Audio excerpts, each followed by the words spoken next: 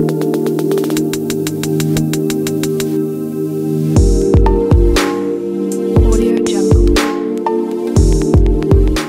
internautes, merci de rester fidèles à notre chaîne, la SDTV. Encore une fois, c'est un plaisir de vous retrouver ici dans votre émission Expression Directe, qui a le plaisir de recevoir M. Aliou Sané, le coordinateur de Y'en a marre. M. Sané, bonjour. Bonjour. Alors, nous vous souhaitons un joyeux anniversaire. Aujourd'hui, c'est la date de votre anniversaire.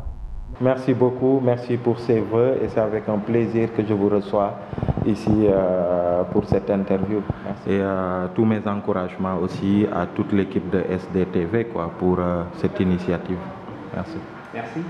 On va discuter des questions d'actualité, parmi lesquelles nous avons la gestion foncière, le braquage littoral qui fait aujourd'hui le débat, partout, la question est débattue. Le président de la République, récemment, lors du Conseil des ministres, est sorti et a donné aux ministres concernés de mettre sur place un plan global d'aménagement pour réguler la gestion du foncier littoral.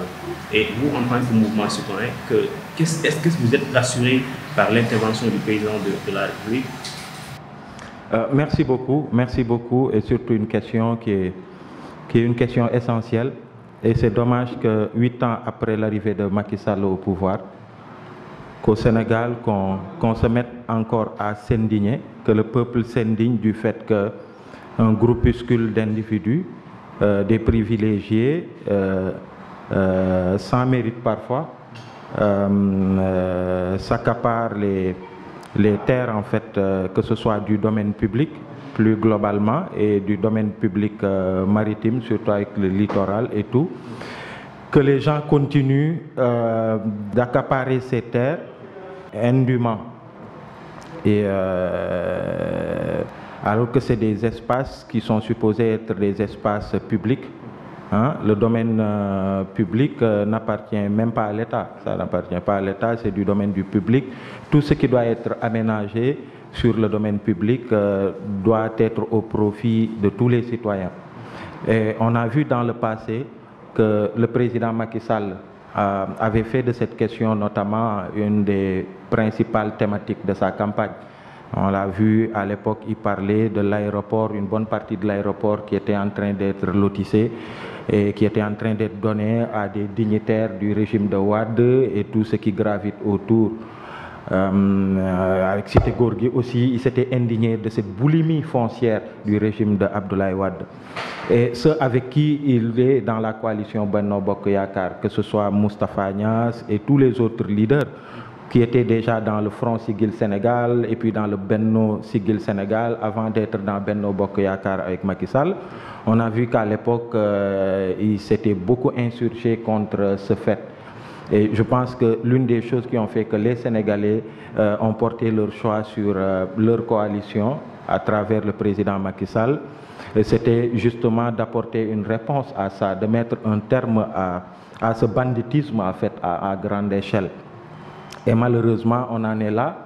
Le ton avait été donné en 2014 quand on a vu Macky Sall qui avait tenu tous ses propos de campagne qui vont dans le sens de restituer les terres du domaine public aux citoyens, de faire des installations qui soient bénéfiques aux citoyens et qui respectent un peu en fait la loi de ce point de vue-là.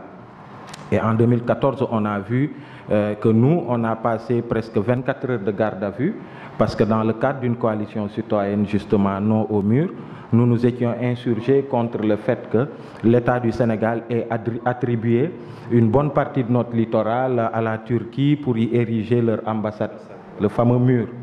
Donc on s'est beaucoup mobilisé contre cela et on a été arrêté, matraqué, on a passé toute une journée en garde à vue, mais après derrière la pression était tellement forte qu'on se rappelle que Macky Sall, en tant que président, il a fait une visite sur le littoral et il avait pris un certain nombre d'engagements.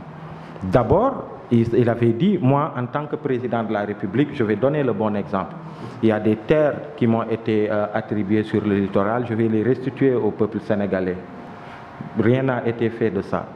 Et pire, il avait annoncé la mise en place d'une commission qui allait s'occuper de la réforme foncière, n'est-ce pas, qu'il avait confié à Moustapha Souran, qui a fait un travail dans les 45 départements. Ils ont eu à consulter les citoyens pour arriver à faire une réforme du foncier qui soit basée sur les préoccupations des citoyens, que ce soit quelque chose qui émane de la volonté populaire. Un rapport lui a été donné et des orientations d'ailleurs lui avaient été données. Et comme d'habitude, il n'a rien appliqué. Mais qu'est-ce qui explique, à vrai dire, le changement de discours, ce double comportement de nos chefs d'État ou bien de nos hommes politiques à l'opposition? Ils tiennent des discours qu'ils ne respectent pas une fois au pouvoir. Vous savez, depuis ces dernières décennies, nos peuples en Afrique sont en train de se lever, ils sont en train de se mobiliser. La plupart de nos peuples regardaient les problématiques de gouvernance de loin. Il n'y avait que des privilégiés, des intellectuels entre guillemets et des spécialistes qui parlaient, qui s'intéressaient à des problématiques de gouvernance. Mais de plus en plus, nos peuples s'intéressent. C'est ça qui a en fait favorisé l'émergence de mouvements citoyens comme les nôtres, mais de plusieurs autres dynamiques citoyennes qui commencent à dire voici ce que nous ne voulons pas dans nos pays en termes de gouvernance, en termes de rapport entre ceux qui nous dirigent et nous les citoyens. Voici comment est-ce qu'on voudrait être dirigé. Et la seconde alternance, d'abord la première alternance politique au Sénégal et la seconde a été le fruit de cela. Les citoyens, ils veulent un changement, ils ne veulent plus de politique politicienne. Ils veulent aussi la restauration des valeurs en politique. Et malheureusement, j'ai le sentiment que jusque-là, la race de politiciens qu'on a, ils sont moulés. Macky Sall, il fait partie encore de cette race de politiciens qui est moulée dans ce moule de politique politicienne, qui peut faire beaucoup d'engagement, mais en réalité qui n'a aucun respect pour sa parole, parce que finalement, comme l'a dit Abdoulaye Wade, leur promesse n'engage que ceux qui y croient. Mais au-delà de ça, moi je dirais que c'est des hommes qui n'ont aucun respect pour leur peuple, je pense. Et maintenant, c'est pourquoi nous, on pense que la solution, c'est nos peuples qui l'ont. Il faut continuer à se battre et à se mobiliser pour que ceux qui nous dirigent nous placent au cœur de leurs préoccupations. Ces peuples-là comprennent exactement votre mission. Non, il y a des mutations. À chaque fois que vous faites appel au peuple, le peuple ne répond pas, par exemple. Mais il ne faut pas dire ça, il ne faut pas dire ça. On a vu de 2011 à 2012 tout ce qu'il y a eu. On a vu dernièrement sur les problématiques d'électricité à travers d'abord le pétrole et le gaz. On a vu Arli Nubok qui a fait un excellent travail. Où il y a eu en 2012, il y a une différence? Non, c'est différent, c'est pas la même chose parce que les contextes diffèrent. En 2011-2012, on était dans un contexte préélectoral et puis il y a d'autres choses, touche pas à ma constitution et beaucoup d'autres choses comme ça. Mais pour moi, il y a de bonnes dynamiques, que ce soit au Sénégal et un peu partout en Afrique, avec des citoyens qui se mobilisent de plus en plus. Aujourd'hui, nous avons Y'en a marre ici, au Congo, nous avons Lucha, nous avons Filimbi, nous avons Balai Citoyen qui a dégagé Blaise Compaoré. Nous avons un peu partout en Afrique une jeunesse qui décide maintenant de se prendre en charge et de rompre avec le fatalisme et de dire que désormais, il faut qu'on puisse montrer la voie à ceux qui nous dirigent. Et donc, au-delà de la jeunesse, c'est nos peuples. Même au Sénégal, il y a des mutations qui s'opèrent. De plus en plus, les Sénégalais, ils sont beaucoup plus regardants sur certaines choses. Il y a 15 ans, 20 ans, ce n'était pas le cas, mais maintenant c'est le cas. Vous voyez à maintes reprises sur des choses, quand le peuple se lève, le président, il recule. Ne serait-ce que sur cette question foncière. Moi, je peux dire que sur une bonne partie de notre histoire, jusqu'à un passé assez récent, la problématique de l'accaparement des terres, c'était une problématique des sachants, une problématique des experts, il n'y a que eux qui en parlaient. Mais maintenant, de plus en plus, si vous allez même sur les réseaux sociaux, ce qui a fait que le président, il dit stop, mais c'est parce que les Sénégalais, ils en parlent, ils en font un sujet et l'opinion publique commence à s'exprimer sur ces questions-là. Pour moi, c'est une bonne chose et il faut continuer d'aller dans ce sens-là. S'il faut se mobiliser, il faut se mobiliser. Et moi, ce que je vois venir sur cette question d'accaparement des terres, j'écoutais un expert, je pense c'est le professeur Dieye, qui a un doctorat, qui a fait sa thèse de doctorat sur le foncier au Sénégal. Il disait que, en fait, en Afrique, nos dirigeants, ils ont peur de cette problématique du foncier, parce que c'est une problématique que vivent la plupart des citoyens jusqu'au fin fond de nos pays, dans les villages, avec l'accaparement des terres, les agriculteurs qui n'ont plus de terres où cultiver, parce qu'il y a des étrangers qui arrivent, on leur attribue des terres au détriment des Sénégalais. Ou même parfois, par exemple, il y a 4 jours, j'ai reçu ici des gens qui sont venus de Medina Wandifa à Kolda. Leur problème, c'est que selon eux, leur maire, il fait des lotissements à tout va, qu'il vend. Et après, ça lui permet de s'acheter des R+3 à Dakar et puis beaucoup d'autres biens au détriment des cultivateurs qui n'ont même plus de terre. Et ces gens, ils se mobilisent. Ils commencent à se mobiliser, ils ont saisi le DESCOS et un travail qui est en train d'être fait. Donc pour dire que les gens sont en train de bouger, le Sénégal d'aujourd'hui n'est plus le Sénégal d'il y a de sous Senghor, n'est plus le Sénégal de sous Abdou Diouf et n'est même pas le Sénégal de sous Wade. Parce que vous avez vu, ceux qui se sont levés à partir de 2011 pour faire en sorte qu'il y ait cette seconde alternance. Et ce même Sénégal-là, il est là, et en bouillonnement, n'aurait été, si ce n'était pas le contexte du Covid, dans lequel les citoyens au Sénégal, ils se disent, n'en rajoutons pas. L'État a déjà démissionné dans sa mission de gestion, en fait, de cette crise-là. Si nous, on en rajoute à travers de grandes mobilisations, qu'est-ce qui peut arriver? Donc je pense que sinon... voilà, on va vers de grandes mobilisations autour de cette problématique-là pour amener le président Macky Sall. Vous avez vu aussi, en fait, sur la question de la réforme des institutions, le président Macky Sall, il avait joué au même jeu. Quand le débat s'est posé avec acuité, il a dit, ouais, je crée une commission qu'il a confiée au professeur Amadou Mbow, qui a fait un travail remarquable dessus. Mais qu'est-ce qu'il en a fait? Sur la question aussi des réformes foncières, c'est à cela qu'on assiste. On a vu des experts comme Dieye et autres qui ont fait un travail remarquable, mais c'est rangé dans un tiroir et le problème, il se pose encore. Et voilà. Est-ce qu'aujourd'hui, on n'assiste pas à une politique, à une classe politique désavouée? Parce que, comme vous l'avez dit au début, Macky Sall, bien avant d'être président, il avait pris des engagements dans certains domaines. Mais aujourd'hui, comme vous l'avez constaté, il n'a pas eu à les appliquer. Est-ce que également, vous faites confiance aux hommes politiques? Récemment, il y a un ancien candidat à la présidentielle qui a dit, une fois élu en 2024, il n'hésitera pas à démolir toutes les constructions au niveau du littoral. Et en ce moment, il n'y aura pas de négociation, il n'y aura pas d'intervention. Est-ce que ça vous rassure, vous?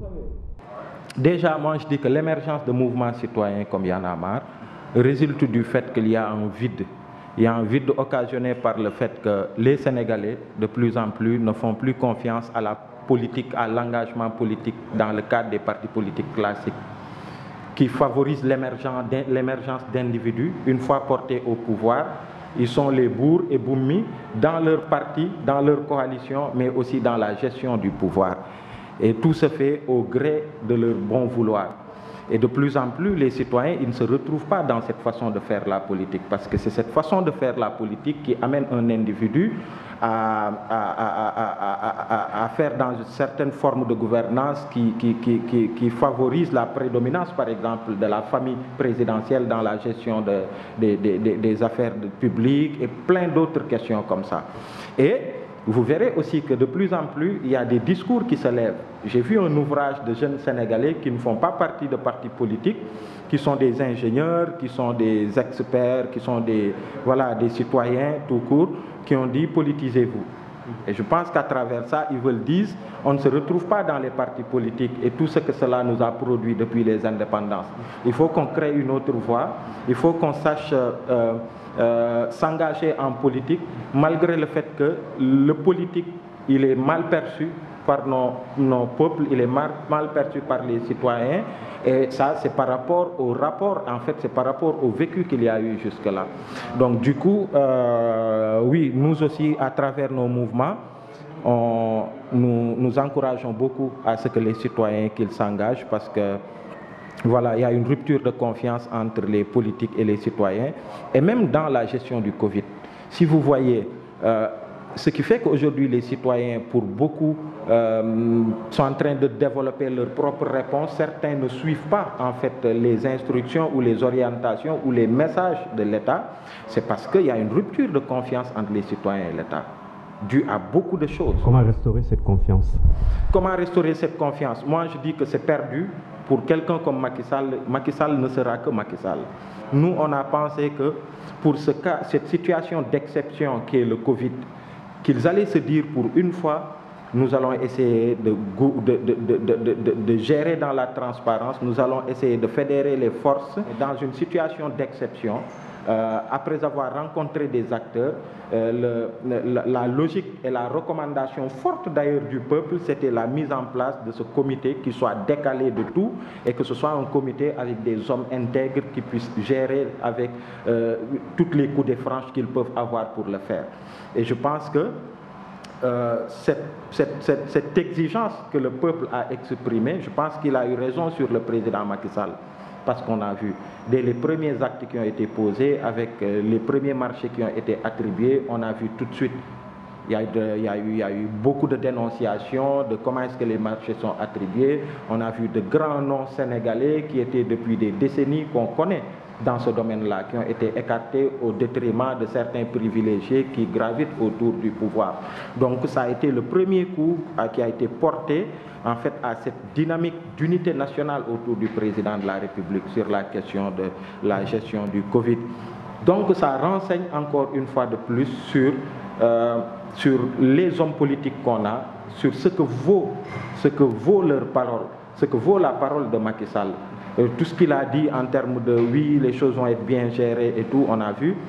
Et ce n'est qu'après coup que ce comité a été mis en place. Mais en fait, c'est quoi le travail de ce comité?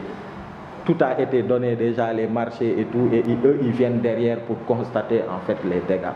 Pour nous, ça n'a pas de sens, ça n'a pas de sens et ça n'a pas de sens. Au début de cette crise sanitaire, on a vu votre mouvement, Y en a marre, votre mouvement s'investir dans la communication, dans la sensibilisation. Alors, avez-vous l'impression que malgré vos efforts, les efforts que vous avez fournis, est-ce que cela a un impact dans la prévention du virus ou pour éviter la provocation du virus? Parce que est-ce qu'il n'y a pas une certaine gestion solitaire du président de la République qui vous a découragé, vous, en tant qu'acteur? Non, vous savez, le premier responsable de la sécurité et de la santé des Sénégalais, c'est l'État. Et nous ne sommes qu'un mouvement citoyen qui a essayé d'apporter au maximum sa contribution à travers la sensibilisation, comme vous l'avez dit, mais à travers aussi des actions concrètes, à travers la campagne Sama Masque, Sama Karange, parce qu'on s'est rendu compte que l'État a exigé à ce que les citoyens portent des masques dans les lieux publics, sans accompagner en fait véritablement les Sénégalais dans l'acquisition des masques. Et nous, tout de suite, on a lancé cette campagne, on a appelé notre réseau à se mobiliser et à faire des contributions pour qu'on puisse atteindre 50 000 masques à distribuer partout au Sénégal. Et là, on a commencé avec 7 localités au Sénégal, notamment les localités les plus touchées, de Dakar à Touba, en passant par Thiès, Ziguinchor, Saint-Louis, et d'autres localités, où nous sommes à 15 000 masques que Y en a marre a pu mobiliser dans son réseau. Et quand vous allez dans ces localités, vous voyez des citoyens qui n'ont pas mis de masque. Vous leur dites, mais yo, ani sa masque. Ils te disent, mais écoute, man, awma luma lek quoi. Awma luma lek, awma luma jox sama njabot, astout bi ma yor, voilà, dama koy jëndé meew quoi pour samay dom, damay jënd ceeb pour samay dom. Donc awma masque. Donc l'État a failli dans cette mission d'accompagner les Sénégalais en fait à mieux faire face à ce Covid-là. Et voilà.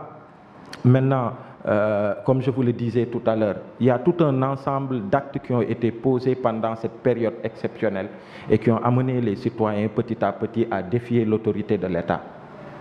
Aujourd'hui, on vous dit Karim Xrum Xax, il est emprisonné. Mais pourquoi il est emprisonné?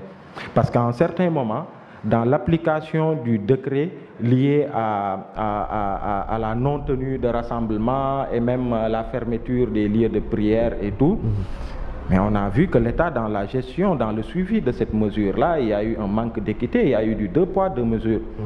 Au même moment où vous voyez un ancien Premier ministre qui est un haut dignitaire du pouvoir qui va quelque part pour prier le vendredi, c'est un rassemblement. Voilà, dans une autre cité religieuse, il y a un imam qui a voulu prier un vendredi, il a été convoqué et même le calife est allé pour lui manifester son soutien. Et c'est de là que Abdou Karim Gueye a dit non, il faut ouvrir alors toutes les mosquées et les églises et mettre en place les mesures barrières, engager la responsabilité des citoyens. Du moment où il y a un manque d'équité, il a été arrêté, c'est vrai. On peut dire la manière dont il s'est exprimé, on peut en discuter, on peut en débattre, mais toujours est-il que sur le fond, c'était ça sa revendication, qui a d'ailleurs été, en fait, l'État a accédé à cette revendication 3 jours après, mais aujourd'hui il reste en prison. Donc, et dans ce même contexte, je ne parle pas de ce fameux décret sur l'honorariat, qui revient encore. Certains disent que c'est un faux décret, certains disent que c'est un vrai décret. Mais pour moi, dans tous les deux sens, c'est un problème. Mais restons sur la gestion du Covid-19. Tout à l'heure, vous avez dit qu'il y a eu un manque d'équité dans le traitement des citoyens ou bien des cités religieuses. Est-ce que l'État, en tant que tel, l'État n'a pas fléchi face à la pression sociale? Exemple, on avait constaté dans cette même semaine, lorsque le président de la République avait interdit tout rassemblement, des confréries se sont levées pour dire que par A ou B, nous, on va ouvrir nos mosquées. Dans la même semaine, l'État a renoncé. Mais aujourd'hui, plus tard aussi, on a assisté à des assouplissements de certaines mesures. Est-ce qu'à ce niveau, il n'y a pas un recul de l'État, ou bien c'est juste l'État a prêté oreille attentive à ces populations? Non, vous savez, quand l'État est injuste dans la façon de faire exécuter, de faire respecter les lois, quand l'État est injuste, quand il y a un manque d'équité, quand l'État faute, l'État est fragilisé. En fait, c'est ça. Si l'État, et pourtant, les familles religieuses, quand vous voyez au départ, on a vu le calife général des Mourides qui a été le premier à faire une contribution financière et tout. Au départ, je pense que à un moment, les familles religieuses ont suivi, ont compris quand même tous les dangers que guettaient les Sénégalais dans leur santé. Je pense qu'ils ont voulu. Mais après, l'État a manqué de responsabilité dans la gestion de ça. Et quand c'est le cas, après les gens, ils se braquent. C'est ça. Et figurez-vous, après, l'État sort ce décret pour dire, ok, désormais, on peut ouvrir les lieux de culte. Mais en même temps, le danger était bien là. Mais en même temps, vous voyez des familles religieuses, même le clergé, sortir un communiqué pour dire, nous, on ne n'ouvre pas. Finalement, qui a fait pression? Je pense que c'est l'État même qui s'est embourbé dans une situation qui l'a fragilisé et qui l'a amené à prendre cette décision-là. Et l'autre chose aussi, que personne n'a pu comprendre, c'est que quand le président Macky Sall a fait une sortie pour nous dire que l'heure était grave, qu'on était en guerre, qu'il fallait que les Sénégalais ne se rassemblent pas parce que le virus il est là et tout. Il n'y avait pas encore de morts, il n'y avait pas encore de victimes qu'on a regrettées. Et on était à peu près, je ne sais pas, on était à une cinquantaine, on était à moins de 100 cas. Ok, on a dit on corse. On arrive à plus de 2500 cas, on dit maintenant il faut ouvrir, il faut apprendre à vivre avec le virus. Personne ne peut expliquer ça du point de vue sanitaire. Que quand il y a eu moins de cas, qu'on dise que l'heure est grave, on est en guerre, que personne ne se rassemble, que l'on ferme les mosquées, on ferme les églises, on est à 2500 cas, on dit il faut tout ouvrir maintenant, il faut apprendre à vivre avec le virus, sans que l'État d'ailleurs, ne mettre en place les conditions d'un suivi rigoureux. Parce que quelles que puissent être les options, il y a des options, hein, il y a des pays qui ont pris l'option de l'immunité collective, c'est-à-dire personne confine, personne, tout fonctionne, on laisse l'économie tourner. Mais ces pays, ça a été un choix stratégique et il y a eu des orientations et les États se sont donné les moyens d'exécuter cette stratégie dans la cohérence. Mais nous, en réalité, on n'a pas eu de stratégie et c'est ça qui est incohérent. Ce n'est pas l'immunité collective, ce n'est pas le confinement, c'est presque le confinement, on ouvre, on ferme, il n'y a pas eu de stratégie. Et quand il n'y a pas de stratégie, les gens ils commencent à douter en fait des orientations de l'État. Et quand les gens commencent à douter, ça fragilise le message communicationnel. Et pour preuve, aujourd'hui, vous voyez un peu partout à Dakar, au Sénégal, les gens ils pensent que les golo xam boté domam. chacun y va de son propre, voilà, de sa propre initiative, selon ce qu'il juge être mieux pour lui, pour sa collectivité, pour sa communauté. Et quand c'est comme ça, c'est grave. Et vous voyez, jusqu'à ce jour où je vous parle, les cas continuent d'augmenter, les cas communautaires se développent encore, et aujourd'hui, on voit même le retour des cas importés. Et ça, c'est un problème.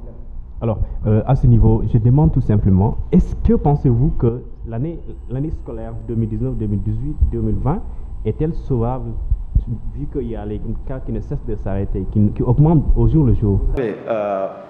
Le gouvernement du Sénégal, de tout le Sénégal, le ministre, le président de la République et le gouvernement, ils étaient les seuls à ne pas se rendre à l'évidence qu'on ne pouvait pas reprendre les cours le 2 juin passé. Tout le monde l'a dit. Et l'enjeu à reprendre au mois de juin? Mais pour moi, le Covid est une réalité. Et il faut s'adapter à cette réalité. Le plus important, c'est de faire des choix concertés, surtout avec les acteurs du système éducatif, les enseignants et tout. Pouvoir s'asseoir ensemble et de voir tous les aspects de la reprise et surtout les aspects sécuritaires. Parce que les enseignants, ils avaient dit, mais avant de nous envoyer un peu partout au Sénégal, surtout pour nous qui venons des zones les plus touchées, il est important de nous dépister. Mais l'État n'a pas fait ça. Et ça, c'est une question d'ailleurs qui n'a même pas rassuré les parents d'élèves.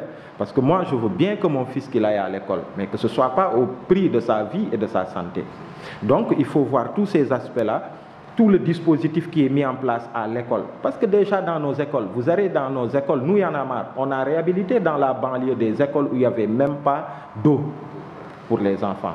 Notamment l'école de Sam Notaire. Il n'y avait même pas d'eau.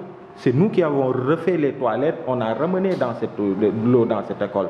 Vous allez à l'école Thierno Salif Ndongo de Gounas, il n'y avait pas d'eau. C'est Y'en a marre qui a installé là-bas une pompe à eau, a refait des toilettes pour que l'eau revienne à l'école.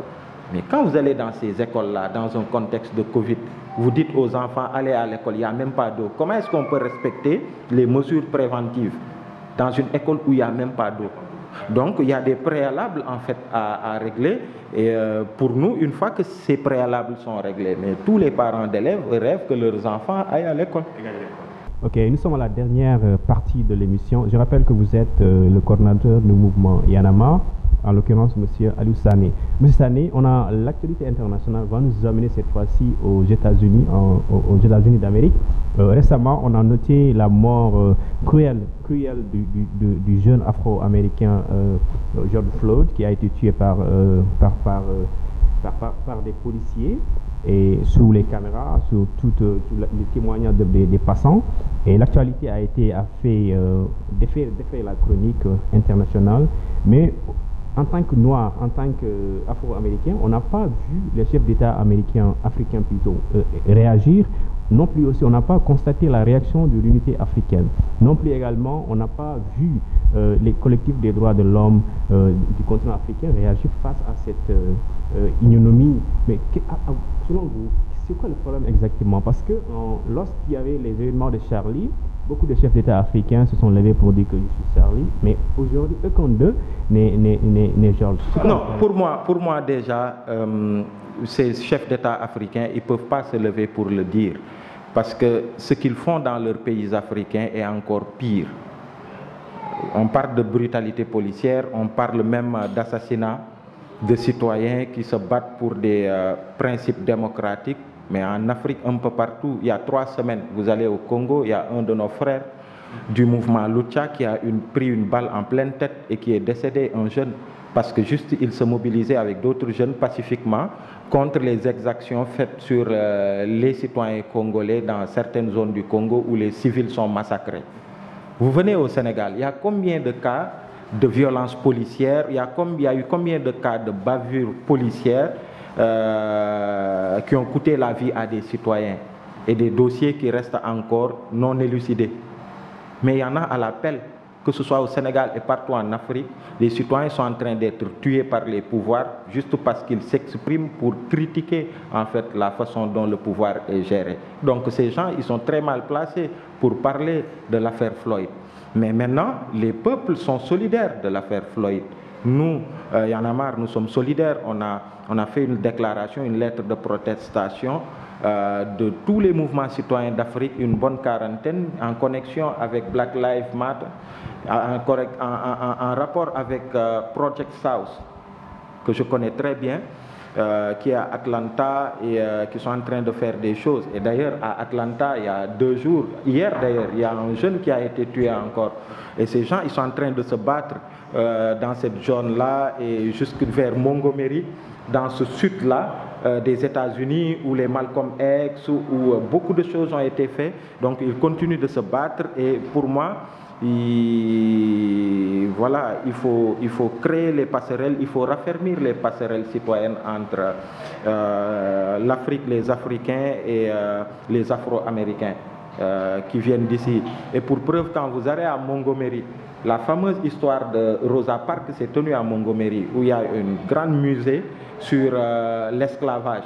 Parce que quand les gens quittaient en fait les esclaves, quand on les prenait de Gorée et d'autres comptoirs en Afrique, ils atterrissaient dans des zones comme ça. Et Montgomery, c'était l'une des zones qui recevait le plus d'esclaves venant de Gorée et d'autres. En fait, c'est la suite de notre histoire. Et quand vous allez dans ce musée, vous voyez nos grands-pères qui quittaient Gorée, qui passaient par la porte du voyage sans retour. Ceux qui survivaient à la mer, ils venaient débarquer là-bas, dans les plantations de café et de trucs. Donc vous voyez tout de suite, en fait, la passerelle, en fait, vous voyez tout de suite que c'est la continuité de notre propre histoire.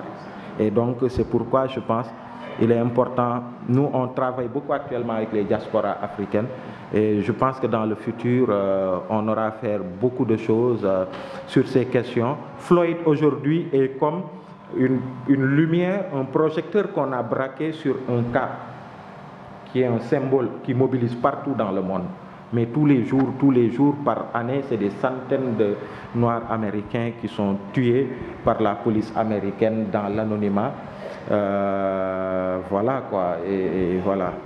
On a vu dans cette même affaire, quand vous avez demandé au commissaire de police de Minneapolis de mobiliser les forces de l'ordre pour qu'elles puissent faire face aux manifestants pour rétablir l'ordre. Mais on a constaté que le commissaire a désobéi le président. Est-ce que vous espérez, ici en Afrique, au Sénégal, qu'on puisse avoir ces genres de situations? Mais en fait, on demandera aux forces de l'ordre d'intervenir, ils disent non. Il y a même le Pentagone qui a refusé que l'armée soit mobilisée pour mater les Américains. Et je pense que l'action de nos mouvements, que ce soit au Sénégal et partout en Afrique, s'inscrit dans le cadre de ce rêve-là. Que l'on puisse arriver à des moments où c'est les institutions qui sont fortes, mais pas les individus. Moi, j'ai l'habitude de dire on dit que le président des États-Unis est l'homme le plus puissant au monde, mais il n'en demeure pas moins qu'il soit le président le moins libre. Le président le moins libre. Barack Obama a beau vouloir, il y a eu même parfois des réformes salutaires qu'il a voulu faire. Par exemple, cette réforme sur la santé, mais qui n'a pas pu passer parce qu'il y a eu le Sénat, parce qu'il y a eu des institutions qui ont pu peser dans le sens du non. Donc oui, c'est pourquoi nous nous battons au Sénégal, au Congo et partout en Afrique pour arriver à une justice forte et indépendante, qu'on puisse avoir une Assemblée nationale qui joue son plein rôle de contrôle de l'action de l'exécutif, et puis avec des médias forts, avec une liberté de la presse, et puis une liberté aussi que l'espace civique. Parce que là, on voit que de plus en plus, le régime de Macky Sall, notamment, exerce une pression et est en train de restreindre, en fait, l'espace civique. On voit tout ce qu'il y a contre Y'en a marre, tout ce qu'il y a comme calomnie, on attaque nos partenaires et tout. On voit des activistes qui sont arrêtés, Guy Marius Sagna qui est arrêté pour avoir manifesté. Tout ça, c'est des reculs démocratiques. Et il faut continuer de se battre. Nous rêvons d'un autre Sénégal, nous rêvons d'une autre Afrique, et cette Afrique est possible parce qu'il y a des mutations en cours. Les citoyens de plus en plus en Afrique, ils sont en train d'être exigeants, regardants sur comment est-ce que les choses se passent, et je pense qu'il faut continuer à pousser. Quel message lancerez-vous au président de la République en ces circonstances où les Sénégalais sont psychologiquement, moralement, économiquement impactés? Quel message vous lancez au chef? Non, moi, le message que je le lance plutôt au peuple sénégalais. Parce que... Pas au président. Pas au président. Ça, le séjour dans l'eau ne transforme pas le tronc d'un arbre en crocodile. Il y a une sagesse qu'il dit. Maintenant, la clé, c'est les citoyens. La clé, c'est le peuple sénégalais. Premièrement, dans le cadre du Covid, je dirais aux citoyens sénégalais que malgré tout, malgré toute la situation, la gestion qui est catastrophique, qui est chaotique, qui n'est pas à la hauteur de nos attentes, continuons à respecter les mesures barrières parce qu'il s'agit avant tout de notre santé d'abord, et la santé de nos familles et surtout des personnes âgées que nous aimons, qui sont avec nous. Ça, c'est une première chose. La deuxième chose, sur la question du littoral, c'est de dire qu'il faut qu'on se mobilise. Il faut que toutes les forces citoyennes se retrouvent autour de cette question de bradage de notre littoral, autour de cette question de ce banditisme d'État. Ce banditisme, cette mafia en fait des plus forts, du pouvoir et tout ce qui gravite autour, qui est en train de dévorer tout notre littoral. Et c'est au peuple de se dresser et il faut qu'on puisse avoir une large coalition qui soit encore plus forte que la coalition No au mur de 2014 pour barrer la route à Macky Sall et l'amener à apporter, à engager des réformes foncières qui soient à la hauteur de nos attentes. Okay. Mais aussi, ça a été un plaisir de vous aussi. Merci de nous avoir suivis dans notre émission Expression Directe. Ça a été un vrai plaisir de recevoir M. Samé, le coordinateur du mouvement Yanamar. M. Samé, la SDTV vous dit merci et vous souhaite un excellent anniversaire. C'est moi qui vous remercie. Merci beaucoup d'être venu nous voir et bon vent. Ok, merci, à très bientôt et à la prochaine.